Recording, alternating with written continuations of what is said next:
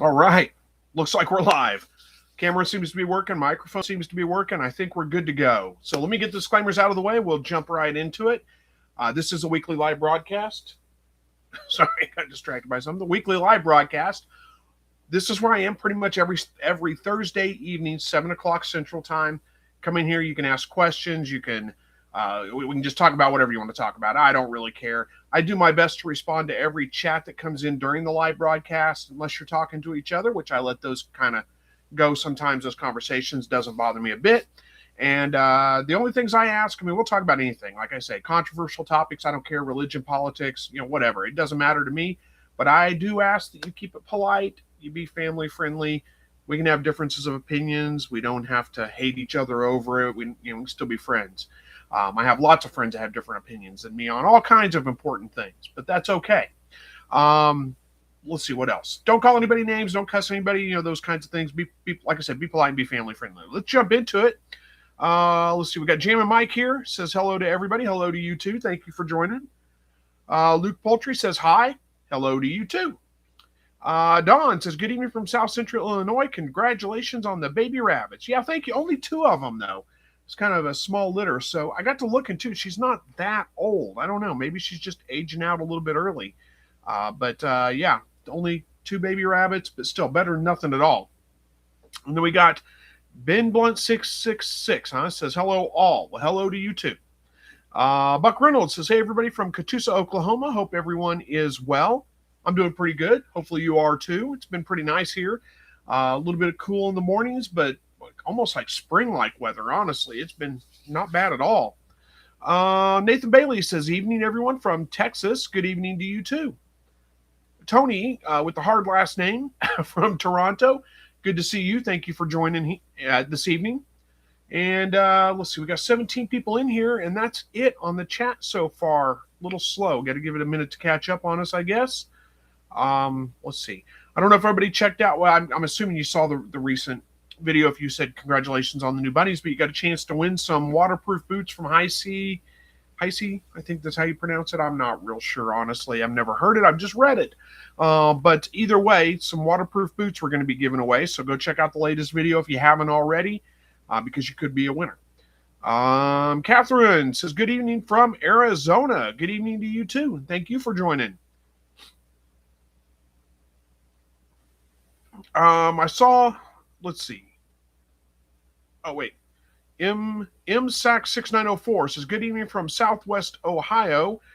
Been a minute for my last live visit. Well, thanks for coming back. Appreciate that. So I've been watching the weather. It looks like the eastern part of the country is still getting some snow and pretty cold over there. We've been kind of unseasonably warm, honestly. Let me make sure this isn't an important. Oh, no, that can wait. We've been having unseasonably kind of warmer weather. We were up to like 75 the other day. Hasn't been quite that warm the past couple of days, in the mid 50s, I think. And today was like, I don't know, 55, maybe 60, maybe it got up to 60. It was decently warm out there this afternoon. And a little bit cool this morning. Getting down in the low 40s and high 30s at night. But it's been pretty nice, honestly. Hope everybody's doing okay out there. Let's see. Keone Walaka, I think it is, says from Gainesboro, Tennessee. Good to see you. Thank you for joining tonight. I appreciate it. And we got no chats coming in tonight. A little bit slow on the chat. And as always, I don't have anything to talk about during the dead air, so I got to figure out something to fill the dead air with.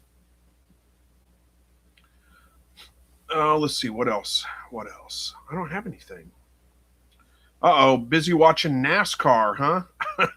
MSAC6904 says that. Busy watching NASCAR. That's okay. Watch NASCAR. It's fine. NASCAR's not my thing. I'm not a big NASCAR fan. But hey, just because I'm not doesn't mean, you can't be. And go ahead and watch it. It doesn't bother me.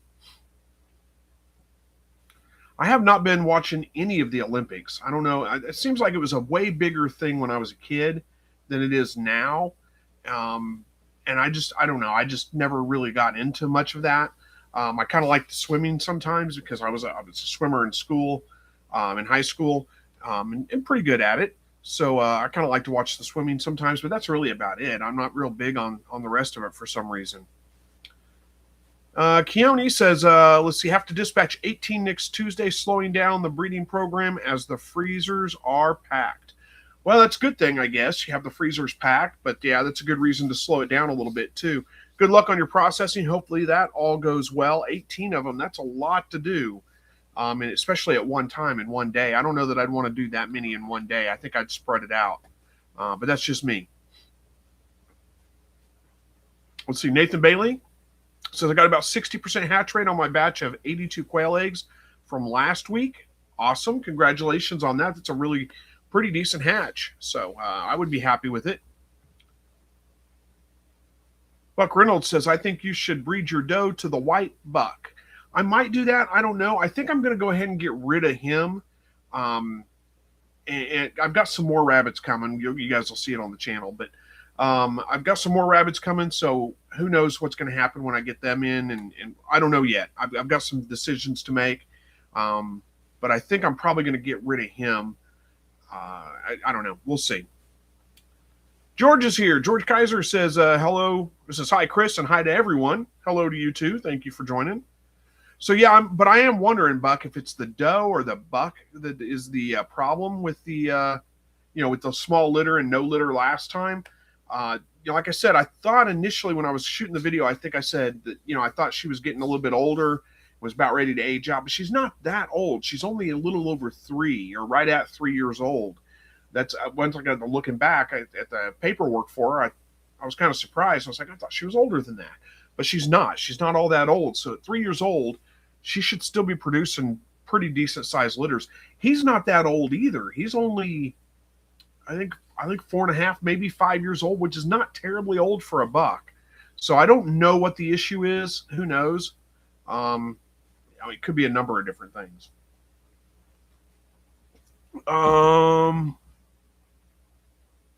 Yeah, Dawn says the only way to find out if it is the buck is to breed it with another rabbit. It might be the buck. Yeah, you're right. I absolutely agree with that. I was just trying to get silver foxes out of them. But yeah, I don't know. Who knows? We'll see. Andy Dundas says, hey, everybody from Southwest Michigan. Hope all is well. Jesus Christ is the Son of God. Yes, he is. He is God. He's the Son of God. It's that whole Trinity thing. It's a very complex mystery, but fabulous one. All right, what else we got, guys?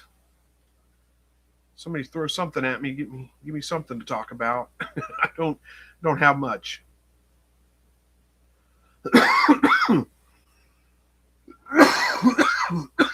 Excuse me.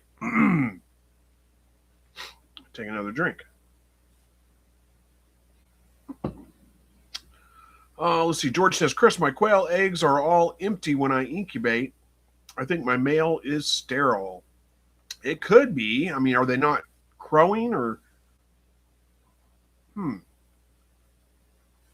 Have you checked your fertility outside of just incubating? Because that may give you some clues too. It could be an issue with your incubator. Who knows? That's where I would start, is check your fertility. And if you don't know how to do that, I mean, you probably do, but just for those that don't know how to do that, crack the eggs open, dump the yolk out, look for a little white spot on the yolk. And then if there's a faint kind of bullseye ring around it, that means it's a fertile egg. If all you have is a white spot, no ring around it, it's pretty faint. It's kind of hard to see, but if there's no ring around it, then it's not fertile. And if there's no white spot at all, I mean, you may have to flip the yolk over or whatever, roll it around a little bit to get it, it's only on one side.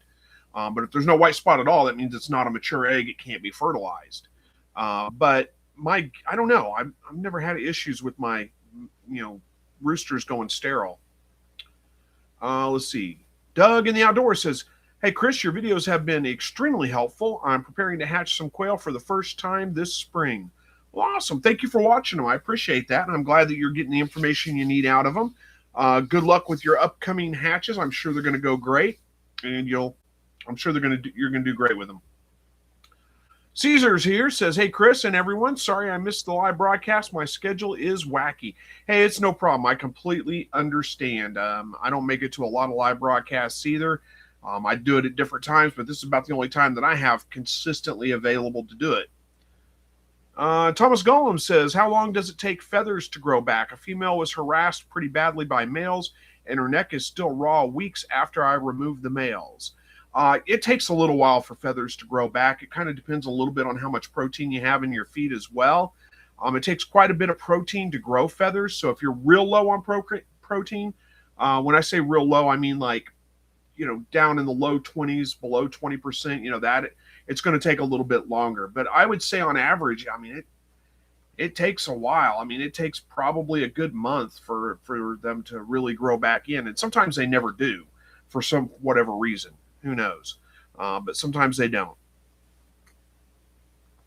We got Brian Allen says, good evening from Alabama. Good evening to you too. Thank you for watching.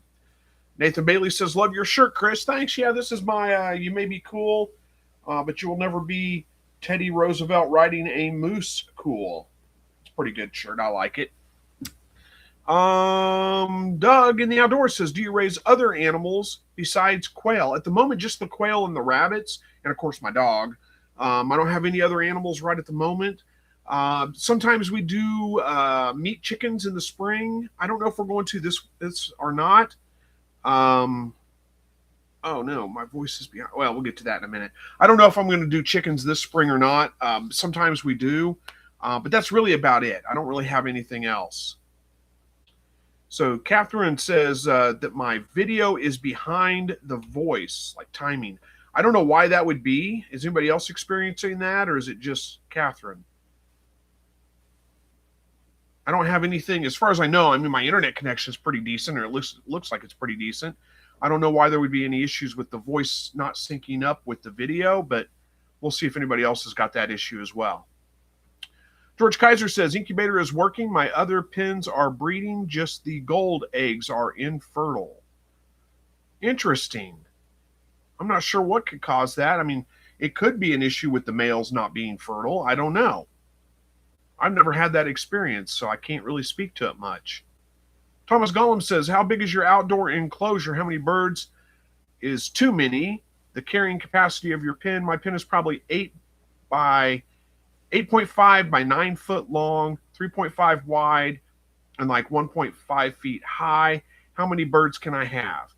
Okay, so let's say it's 9 by 3 because that's easier math. 9 by 3 is 27 square feet. And the general rule of thumb is you want to go, what most people will say is like 1 bird per square foot. So you're looking at 27. You can go denser than that, though. You can really go about 2 per square foot. That's not nearly too many. So you could get somewhere around, what did I say, 27. You could get probably close to about, what is that, 54 if you do 2 per square foot. 50-ish birds in there would be about as much as I'd probably want to put in there. I mean, just watch the birds. It sounds like a lot of birds and but they all kind of gather together anyway. So, I mean, I don't typically keep, let's see, how big is your outdoor enclosure? I think it's 8 by 3, and I typically don't go over about 25 or so birds in there at a time, but that's nowhere near full capacity. Now in my grow out pen, it's about the same size. I'll pack 60 or so in there. That's no big deal because they're only going to be, they're only going to be like full size and crowded for like a week or two. It's not that big of a deal that way. But yeah, you could easily put about 50 birds in that pen, I would say, and probably get away with it just fine. Let's see. Figure It Outdoors says, for kits that you want to keep as breeders, what age do you stop the free feeding and start rotation? Or rationing, rationing. Sorry, I got distracted by another comment there, which I'll get to here in a second. All right, so typically what I'm going to do is free feed them up until they start to get pretty close to what their adult weight's going to be. When they get about 4 months, 5 months old, somewhere right around in there, I'll start rationing them out a little bit at that point because they start slowing down in growth. So that's about the time, 4 to 5 months old, somewhere right around in there. Hopefully that makes sense. MSAC6904 says, voice and video working fine on my end. Caesar says it's fine. Nathan says it's fine. Okay, so Catherine says new phone, so it could be my end. It might be. I mean, you could try to exit out and back in and see if that, fixes it. I don't know if it will or not. Let's see. Luke's Poultry says, my quail babies are 12 and 11 days old. It's cold, like 20 or lower. They have most of the feathers, and can I take them out of the brooder? I wouldn't just thrust them out of the brooder at 12 or 11 days old. That's a little bit on the young side, but you can definitely start weaning them off the heat. So start lowering your temperature a little bit, get them acclimated to that. I would say they're probably I don't know what the temperature is in there right now, but if they're, let's say, 80 degrees right now in there and that's what you're keeping it at, lower it down to about 70 degrees, give them a day or two. When they're all just kind of like, what'll probably happen when you start to lower it down is they'll all huddle together and then they'll start spreading out a little bit whenever, after a day, maybe two, when they're all just kind of meandering around, they're not all just huddled under the heat lamp or whatever heat source you're using. Then you can lower it again a little 5-10 degrees, get them kind of acclimated at least down in the 40s or so, or 30s. And I'd give them till they're about 3 weeks old, roughly, maybe 4, before I tried moving them out in 20-degree weather. Thomas Gullum says, Luke, fully feathered at 12 days old. Mine takes several weeks. Well, 12 days old is almost 2 weeks old. So, yeah, by 2 weeks old, they should be pretty close to being feathered out. Donis says, hey, just came to give you a like. I have eggs to put in lockdown. See you next week. Good luck with your hatch. Hopefully it goes well. Thank you for the like. I appreciate that. Luke's Poultry says they have all their feathers, but on their head. Thanks. Yeah, that's going to be the last place they kind of grow in, but that's right on track. It sounds like it. So, yeah, give them till they're, George says, let's say I turn the heat off after a week and they're fine, but I keep them indoors. Yeah, that's a little bit different than 20 degrees outside. That's quite a bit of a difference in temp.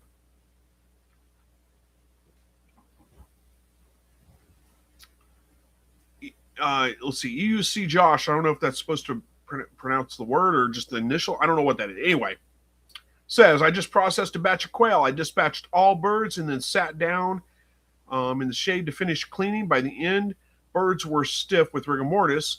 What is your process, one at a time or assembly line? Depends on how many I'm processing. A lot of times what I'll do is I'll go ahead and dispatch about 5 or 6 and then start with the first one I dispatched. I'll go ahead and start processing that one and work my way through and then do another 5 or 6. If I'm not doing that many, if I'm only doing like 10 or 15, I might just go ahead and dispatch them all and then go ahead and process them. The rigor mortis is a common thing. It's going to happen one way or the other.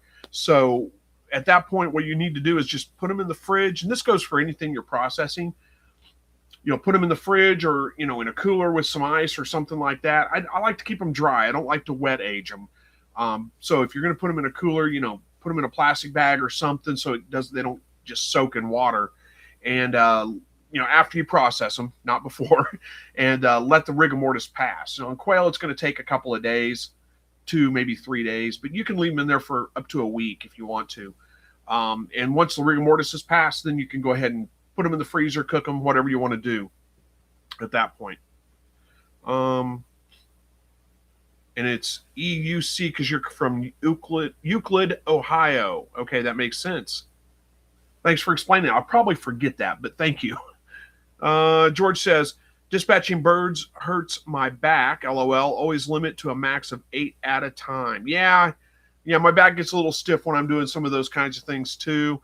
I'll usually sit down to do it because of that, so I don't have to be bent over doing things. Caesar says, my quail are molting in the coldest part of winter. I don't start hatching till spring. Yeah, I don't start hatching till spring either, but a lot of times they do seem to want to molt right at the season change, like going into fall or winter and then going into spring again for some reason. I don't know why they do that. But I don't hatch till spring either. George says, Verna not here today? I don't guess she is. She was in here a little bit last week, but she didn't join till a little bit later, so she may still join. I can't see a list, not that I know of. I can see there's 34 people here, but I don't know who all is here other than the people commenting. So maybe she's lurking in the background. Who knows? Doug in the Outdoors says, what is molting? Sorry, noob question. No, it's all right. Sorry, got a little bit of a dry throat today. Molting, they'll just basically lose their feathers, more or less. Not every single feather, but a lot of them. So you may notice, like if your birds ever kind of just start looking kind of scraggly and they've lost a lot of feathers on their chest and their back, mostly down their back, it seems like, down under their wings and that kind of stuff, that's probably molting. They do it whenever they, usually not before about like 8 months old or something like that. Maybe a little bit earlier than that sometimes. Maybe 6 months, right around in there. Then they'll start molting periodically. It's just all birds do it. They molt, they lose their feathers, and then they grow new feathers back in. Thomas Gollum says, Chris, I missed it. After processing, do you wait until rigor mortis has passed before vacuuming and freezing? Yes. Okay, so yeah, I'm sorry. So yeah, when you process any animal, whether it's a bird, anything, you always want to give it time for the rigor mortis to pass before you freeze it or cook it or whatever. Unless you're going to cook it like right away instantly, you really need to wait till the rigor mortis has passed. So put them in. I just do mine in the fridge. I like to dry age them. I don't like to soak them in water. So if you're going to put, you don't have room in your fridge, you want to put them in an ice chest, with ice in it or something like that. Put them in a plastic bag or something to keep them out of the water, but it keeps them cool. And give them 2, maybe 3 days. The rigor mortis should be passed at that point, and then you can go ahead and freeze them and put them in the freezer. If you don't, they're going to be super tough.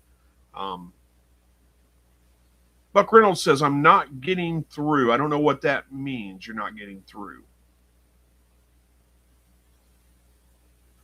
Did I miss your comments or something? I don't know what you're talking about. I'm sorry. Life Done Cheap with Lee says, hey, Chris, sorry I'm late. I was watching the dual race, NASCAR. Somebody else is watching NASCAR too. It must be popular, I guess. I'm not quite rednecked enough, I guess, to be into NASCAR. It's just not my thing. But that's okay. You don't have to apologize for being late. You can skip. You can be late. Whatever you want to do. It doesn't bother me. It's all good.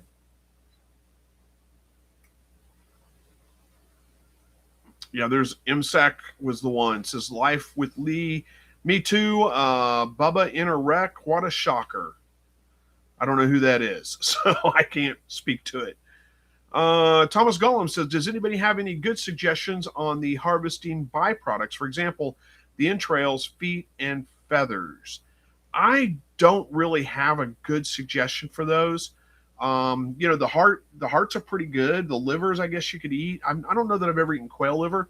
I do occasionally take the hearts, clean them out real good, and fry those up. They're not bad. They're pretty good.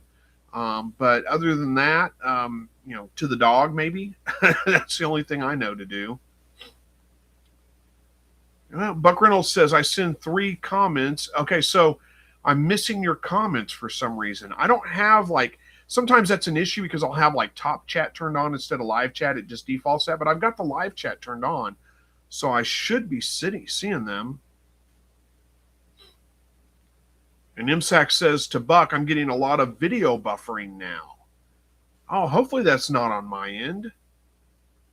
Buck, if I missed your comments, I'm sorry about it. Well, Dawn says to Buck, I can't see your comments either. I scrolled back and they're not there. I don't know what's going on. I'm not sure. Thomas Gollum says me either. I'm not ignoring you. I promise. I'm not intentionally anyway. I mean, sometimes it happens. I miss a comment, but I'm not intentionally ignoring you. Let's put it that way. How are we doing on time? 23 minutes in. Boy, the time flies, doesn't it?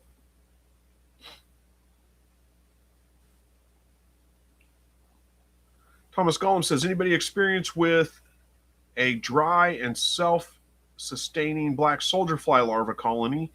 They aren't native in Germany, but I want to incorporate into my quail's diet. I have not done that. I mean, we get them, they're native here, so they just naturally show up in the spring or into summer, sometime. And they're fantastic to have around. I mean, they just live underneath my quail hutch and compost down all the manure. It's just fantastic. But I haven't tried to create my own little black soldier fly farm or anything like that. EUC Josh says all byproducts make great compost: blood, bone, and feathers.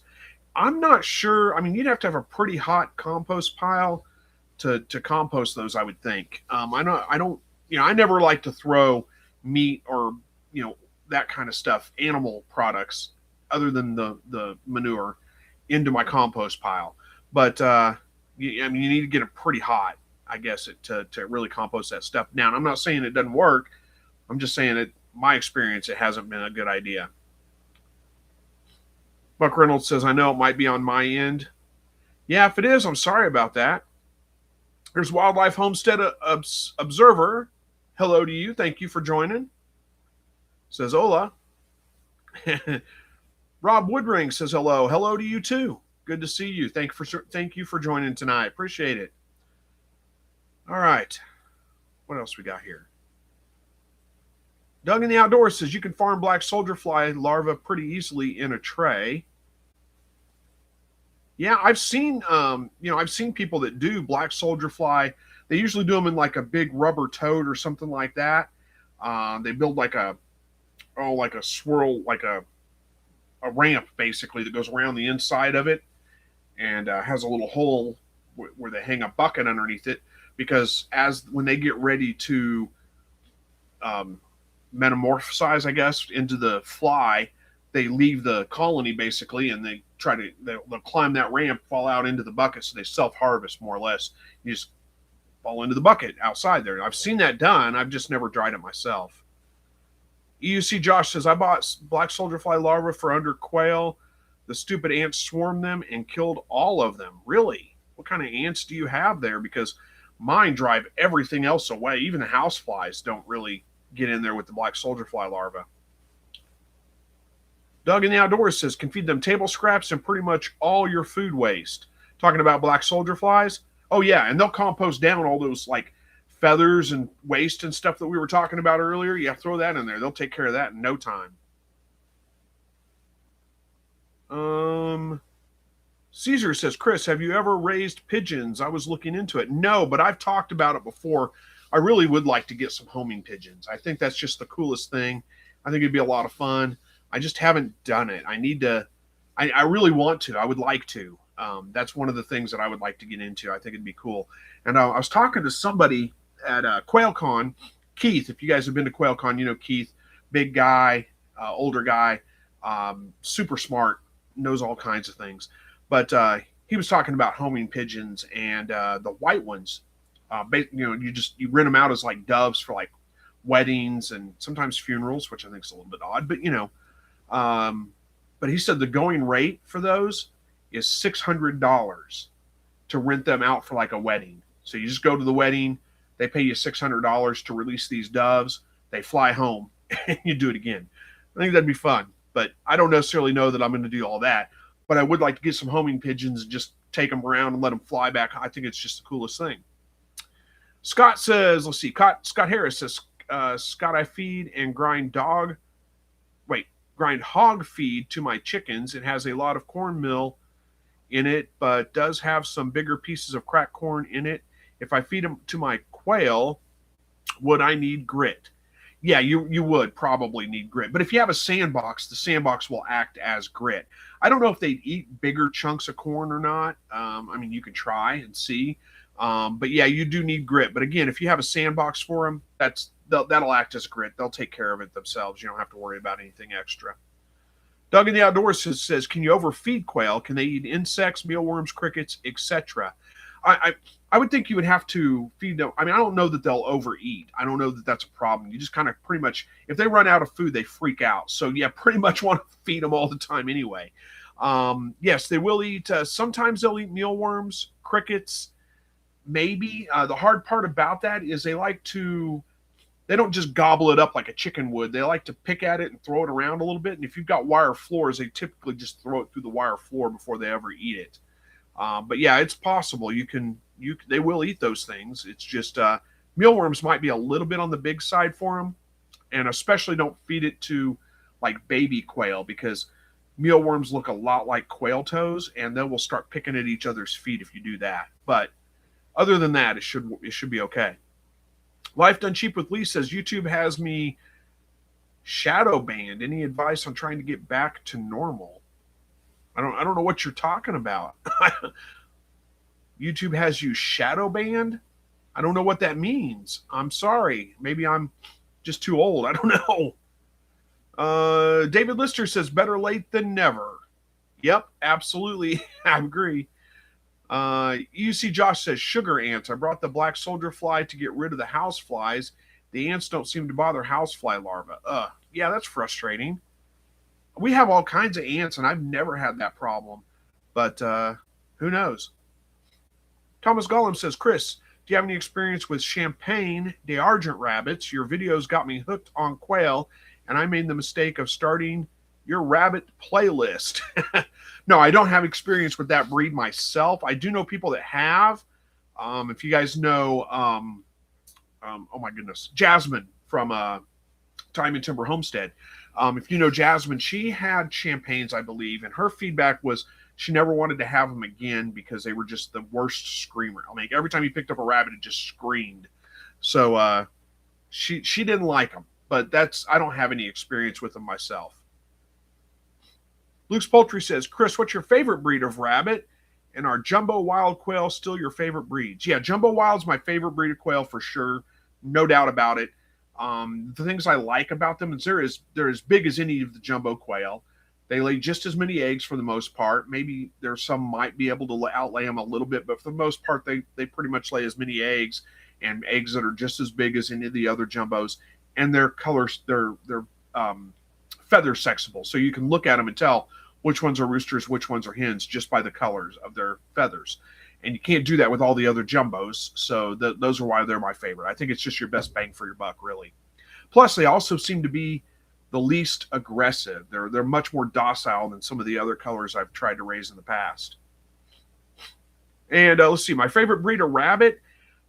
I can't say that I really have a favorite. I mean, I like the jumbo or the silver foxes quite a bit. The New Zealand's are really good meat rabbits, but they tend to be a little bit harder to handle sometimes, especially the does. They tend to be a little bit crazy and neurotic, but I like them. They tend to have pretty good sized litters. They tend to grow out real fast, so they're a great meat rabbit.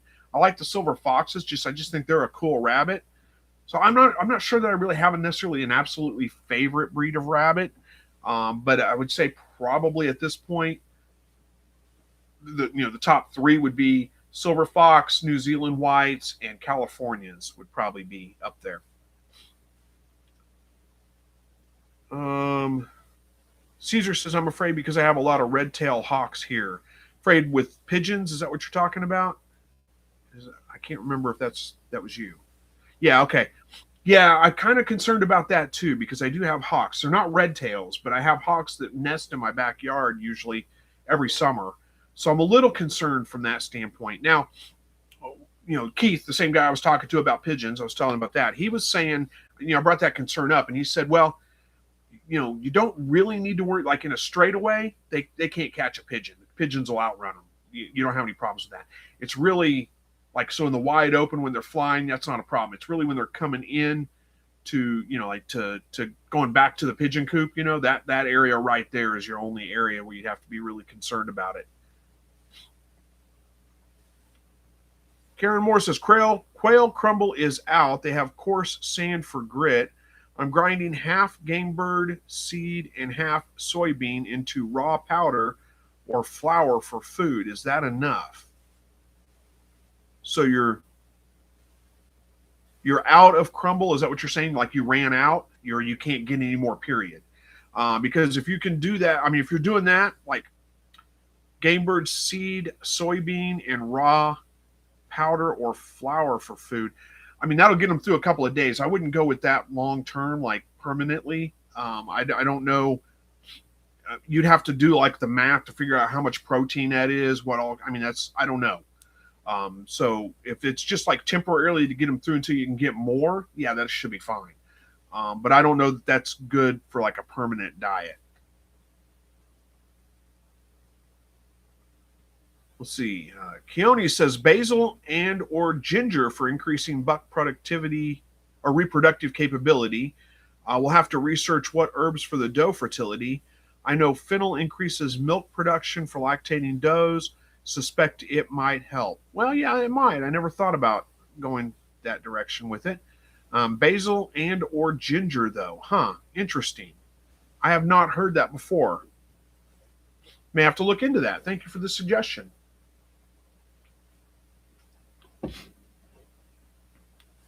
Karen says, I can also add compost worms to ground game seed and ground soybeans, with a question. Yeah, I mean, yes, you could definitely add, some kind of insect protein in there. That's going to help for sure. But again, I don't know that. Sorry, got distracted. You got another comment. Let me get in there. It says they stopped laying eggs since I switched to grinding food for them. Will they start again? Probably. I mean, I'm not a nutritionist. I can't tell you the exact nutritional breakout of what you're talking about there to, how that works for them. Again, I don't know that that's a good long-term feeding plan for them. But if it's, just to get you through a couple of days or something like that, as far as them not laying and will they start again? Maybe. I mean, if it provides them with enough nutritional sustenance, yeah, they'll probably start laying again. But if they're, not laying and it's been long term, you've got lights on them, that'd be a little bit of a concern for me, because it would point to maybe like dietary issues, not going real well. I can't really speak to the specifics of it because, like I said, I don't know what the nutritional breakout of all that is. I can't really speak to it. Thomas says, I also looked into pigeon, but decided against it because they would only deliver messages back to their home. But interesting about renting out for weddings. Damn, LOL. Yeah. Yeah, I know. I don't know what the going rate around here is. I mean, that may be just specific to like Ohio where he's from. But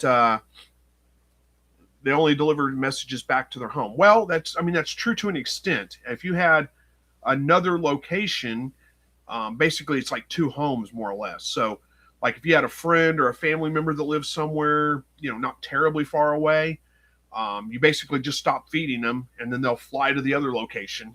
And then same kind of thing. They stop feeding them and they'll fly back to your location. I mean, that's more or less it. You can get them to go back and forth between 2 points. But yeah, that's pretty much, I just think it's cool to be able to take them to like, 60 miles away or something, let them go and have them beat you home. Don says, my New Zealand buck is just skittish. If you move too fast, she will box you, and is a lack of understanding that she doesn't like, which is fast movement. What? And it's a lack of understanding what she doesn't like, which is fast movement. Okay, gotcha. Yeah, if you move too fast, she'll box. Yeah, I've seen a lot of New Zealand does like that, exactly like that. When you move too fast, it freaks them out. They go around the cage like just afraid they're going to hurt themselves. Yeah, it's pretty common with New Zealand does.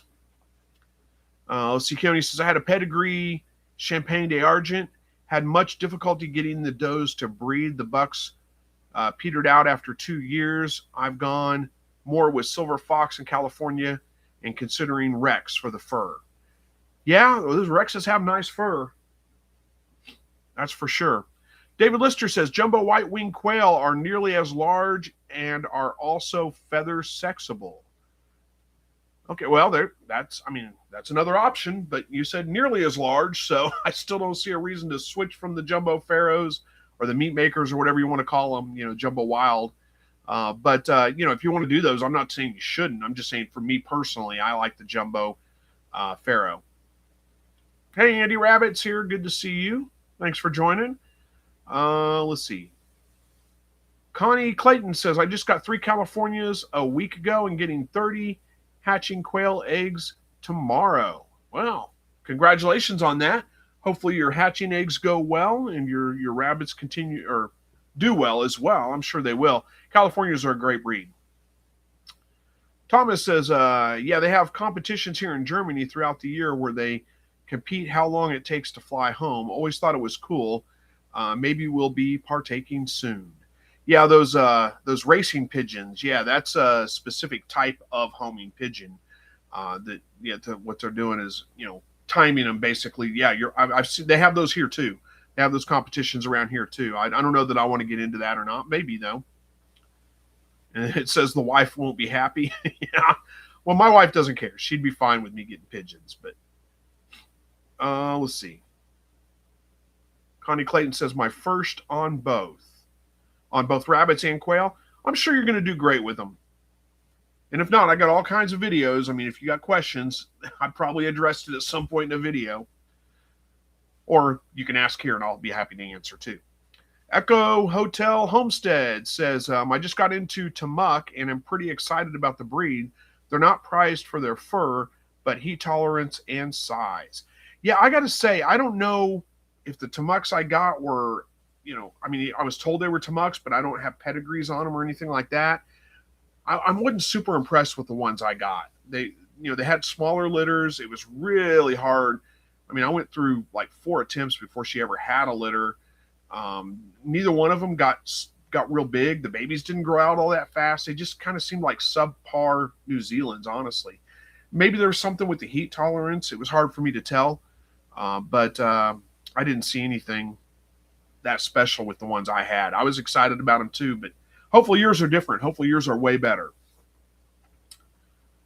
Keone says pigeon or squab are also good eating. Yeah, I mean, they're basically doves. They are doves. So it's not really that much different than quail. Nathan Bailey says, hit the like button, y'all. Thank you for that. I appreciate it. Don says, if I got Tamuks, they would be the composites. Yeah, and that may be the way to go with them. I don't know. So, like, again, I don't really know. I mean, the guys selling them sold them to me as Tamuks, but I don't honestly know. Like I said, there was no pedigrees or anything like that, so I can't really say for sure that they were Tamuks. Echo Hotel Homestead says, what a bummer. My girls are pedigree, and at 8 weeks were as big as my New Zealand full grown. I guess that's why I'm so excited. Yeah, I mean, if that was happening, for sure, that'd be great.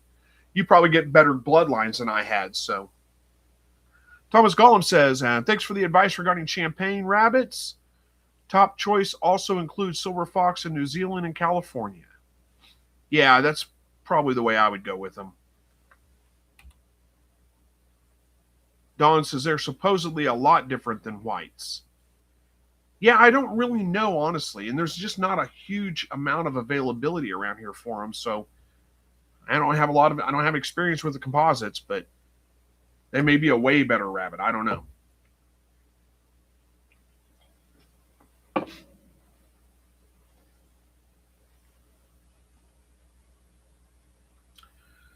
Chat has died down a little bit again. We got about 20 minutes left, so we got plenty of time here.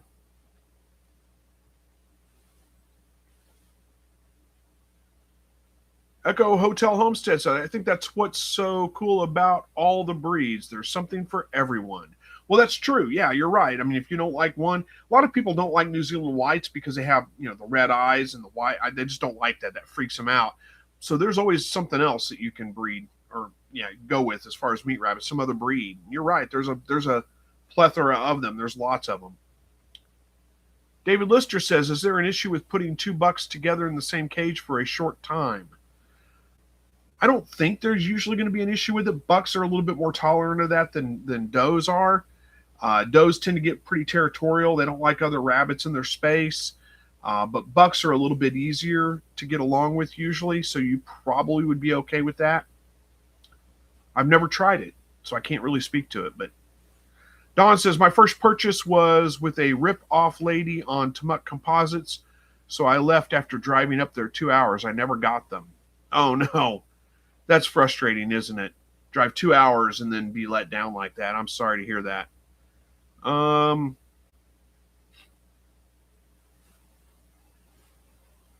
Troy Guthrie says, hello, all from Western Oregon. Good to see you, Joy. Thanks for joining. Let's see. Don says, when you want to sell kits, people generally want colors.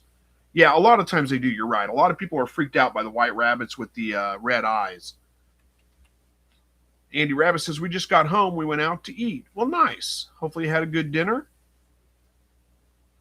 Thomas Gollum says, how much is a reasonable price for a startup pair of silver foxes? Andy Rabbit says silver foxes are around $50 each. Yeah, it depends on your area, honestly. Around here, they usually go from anywhere from about 35 to 50, somewhere right around in there, depending on if they're pedigree. That's pretty common prices, but some areas are a little bit different. So you'd have to check and see what people are selling for around your area.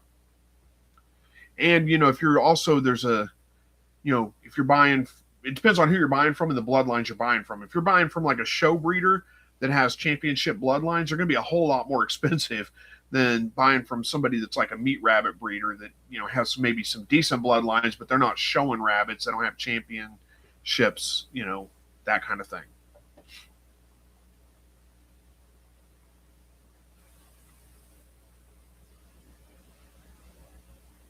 All right, quiet again. We got 15 minutes left. See if how much more chat we get done in that 15 minutes. Thomas says, okay, just wanted to get a range. Didn't want to drop more than $150 for a pair. If you were in this area, you could easily get a pair for under $150, I would say. But I don't know what it is in your area. Don says, my Craigslist was loaded with silver fox here in Illinois a couple of months ago, and Flemish giants. It was flooded with them. Yeah, I don't know what ours is. Let me double check it real quick. Let's see what it is. See if I can find them. Yeah, there's a couple. Not a whole lot, but a couple. Let's see what they're selling for right now. This person, $30 and $30. Both. It looks like maybe the same person selling silver foxes. They're both in the same little small town. And then there's some that are a little ways away for $40 and one for $75. That's a little high. So, but yeah, locally I've got 2 listings, but I think it's the same person. Don says, is that a proven pair or babies? The ones that I'm looking at they're babies. They're not older adults. Hey, there's Verna. Verna says, hey, Christopher, or rather Chris. Well, actually, my name's Christopher, so that doesn't bother me. My family mostly calls me Christopher, and pretty much everybody else calls me Chris, but I don't care. I've been called worse either way. Echo Homestead says, I'm interested in getting info on quail. I have to go back and watch your videos on them. Yeah, I got a lot of videos on quail, but if you have specific questions, I'd be happy to answer those too. Thomas Gollum says, Chris, do you still use broom method for dispatching rabbits? Ever hear of the hopper popper, basically a V-bar? Yeah, I've heard of it. I'm familiar with it. I do sometimes use a broomstick method. A lot of times I have a 22 caliber pellet rifle. I just use that. It's a little bit, when I had a .177 caliber, I didn't really care for that. It didn't seem as humane. It seemed like they kicked a little bit longer, and but the 22 caliber seems to do a better job. I like it, and it's a little bit easier on me than bending down and pulling on them. I don't have the hopper popper, but it's not a very complex. You can build one pretty easily. It's not that complex of a design, but I have not tried that. Nathan says, hi, Verna, I got a 60% half tray on my quail from last week. Which is good, by the way. I already said that. But Dawn says, I got my Rexes as babies to raise up this winter, and the buck may be ready for breeding in March. Well, good. Good luck with those. I'm sure they'll do well. EUC Josh says, I use the hopper popper style, and I like it. I'm sure it'd be great. And Verna says, I use the choke chain method on my rabbits. That's pretty much the same thing. You just use like a dog collar choke chain, basically, and hang it, and then you pull them down. It's the same concept, though. MSAC says, let's see, I recently saw pics of tricolor Rex. Wow, just wow, gorgeous rabbits. I don't know if I've ever seen a tricolor Rex. Let me look that up. Let's see. Oh, yeah. Yeah, those are cool. Yeah, they're pretty. Andy Rabbit says, I've seen a hopper popper bill out of wood before. It's a V-shaped board. Yeah, I've seen that too, and I've seen people use like an old crutches like you would walk with when you have a broken leg, and just mount it sideways basically, and you've got to basically, because it goes down narrow, so you just slide the rabbit in there. Basically, same concept. Andy Rabbit says, tricolor rabbits are my favorite color. Yeah, they are. That is a good color. Uh-oh, my dog's all, I don't know if you heard him bark.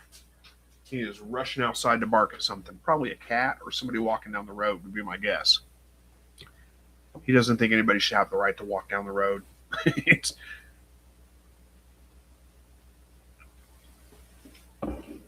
Luke's Poultry says, I love tricolor rabbits. Don says to Andy Rabbit, mine too, but I won't have any, I don't think. Keone says, I just don't like the neck bruising after the hopper popper, broomstick, etc. The dogs loves it because he gets the bloody neck meat when I'm butchering. Yeah, I kind of have the same problem with it. I mean, it's pretty humane, but it does leave a lot of bruising, whereas the 22 caliber air rifle does not. There's no bruising. Thomas says, as a hunter, I would also prefer a 22, but here in Germany, there is no chance. Totally anti-gun. Really frustrating. No hunting in over 10 years and too many regulations to enjoy fishing. Oh, that sucks. Yeah, I'm sorry to hear that. Now, this is an air rifle. It's not a rimfire, 22, but which would work. I mean, work great, but I live in town. I can't go doing that.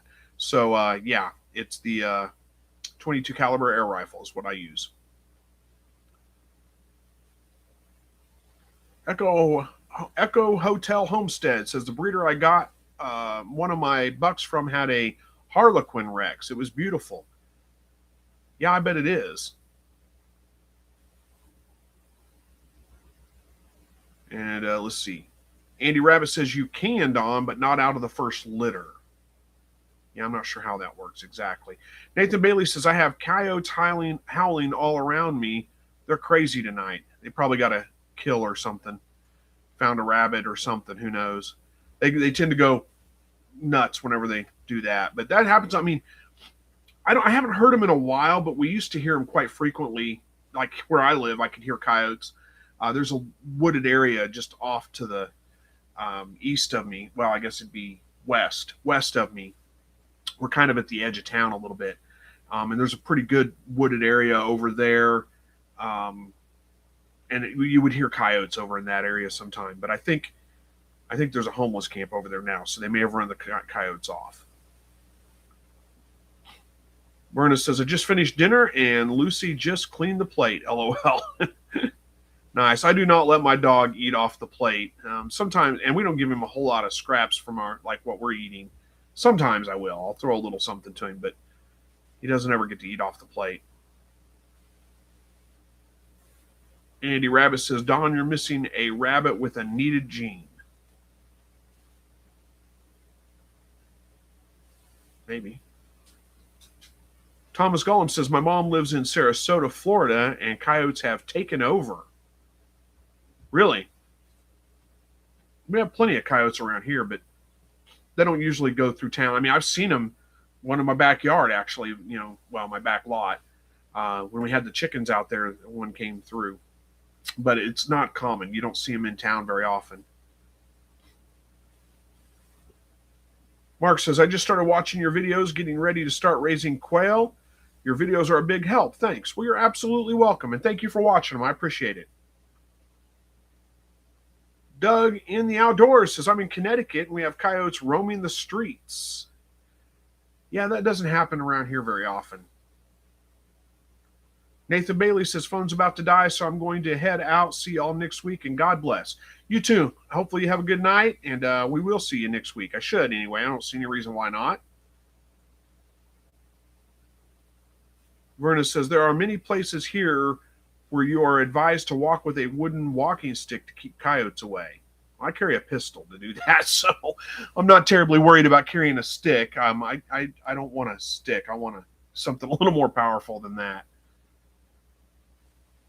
Mr. Mattis says, I got 2 New Zealand rabbits about 6 months old, and they both sneeze a lot. Eyes look fine, no runny nose. What could be the cause and any remedies? They've both been like this for a while. If they've both been like that for a little while, I don't know that it's really much of anything to worry about. If it's just they sneeze, it could just be dust, from the feed or something like that. Or if you're putting hay in there, dust from the hay. Those kinds of things. Maybe I don't know. I sneeze quite a bit, but I don't know that there's really anything to worry about if you're not seeing any other kinds of issues out of them. And it's been a while. I think they're probably okay. As far as remedies, if it is like if you've got a bunch of hay in there, that may be what's causing them to sneeze. Get the hay out. That would be the remedy for it. But I don't know if that's a big deal. Andy Rabbit says, my dog doesn't eat dog food. He only eats human food, but he doesn't eat off our plates, so he doesn't know he should ask for it from us unless it's a big bag of chips. Then he begs from the hubby, but that's his fault. The hubby's fault, right? Yeah. Yeah, that's one of the reasons I don't let the dog lick off the plate or anything like that. I don't want to have to worry about when I set the plate down, him coming over and doing that. Now, he will. If I set a plate down and walk away for very long, he will go to it. But not, like, if I'm anywhere near it, he won't. He's pretty good. Andy Rabbit says, I've had rabbits that sneeze at any time they drink water. I've had that happen before, too. Not necessarily any time, but I've seen them drinking water out of the bowl and then sneezing because of it. David Lister says, I saw a Facebook post from Eufaula, Oklahoma with a picture of a mountain lion.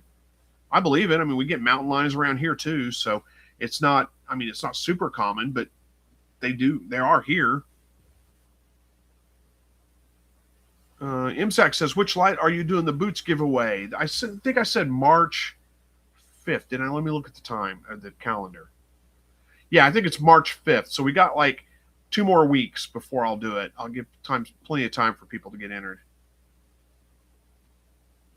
Andy Rabbit says, yes, the hubby's fault. The hubby won't eat chips without sharing with the dog. I don't, and he doesn't beg for me. Yeah, he dogs pick that stuff up. I know what you're talking about. Dawn says, I have one that sneezes, and I thought she was sick, but then I realized she was drinking every single time, LOL. Yeah. Yeah, that does happen. I know exactly what you're talking about. Verna says, hey, Chris, would you like a purple sweet potato slip planted? Yeah, I don't know. Maybe. I've never tried purple sweet potatoes. I'd be willing to grow them.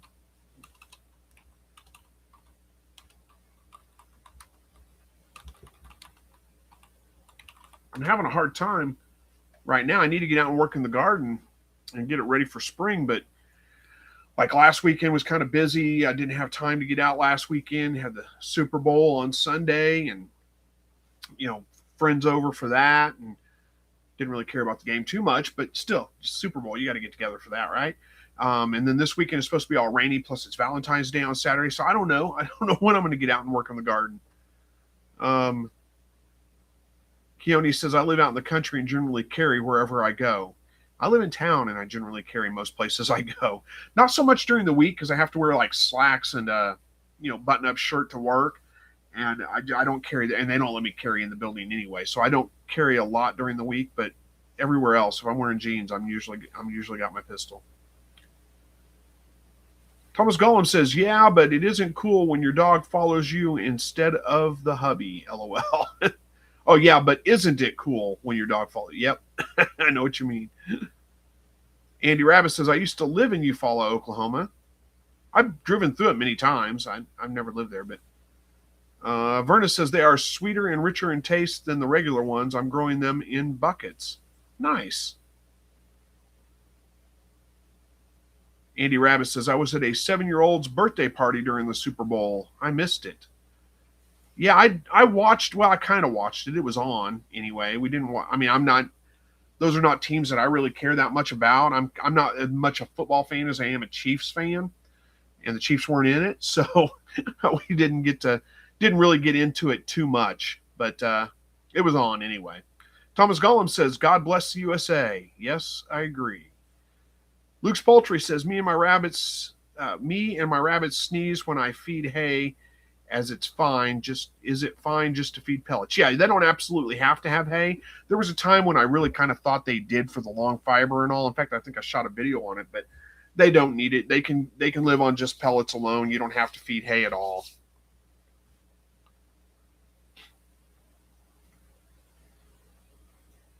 Thomas Gollum says, thanks for spending time with us, Chris. Look forward to next week. Yeah, oh, it is about time to go, isn't it? We got 1 minute left. We'll see what we can get to. Verna says to Luke, in my opinion, they need hay because of their teeth. I don't know that it plays much of a role on their teeth at all. I mean, it's no problem to feed hay. There's nothing wrong with that. But my experience, they don't absolutely have to have it. They can do fine without it. All right, guys, we're going to wrap this one up. It is time. So thank you all for joining tonight. I appreciate it, as always. And Andy Rabbit says, I never feed hay. Yeah, plenty of people don't, and the rabbits do just fine. But anyway, all right, we're going to wrap it up. Like I said, we'll see you guys next week, I think. I don't see any reason why I won't be here next week. And until then, as always, God bless.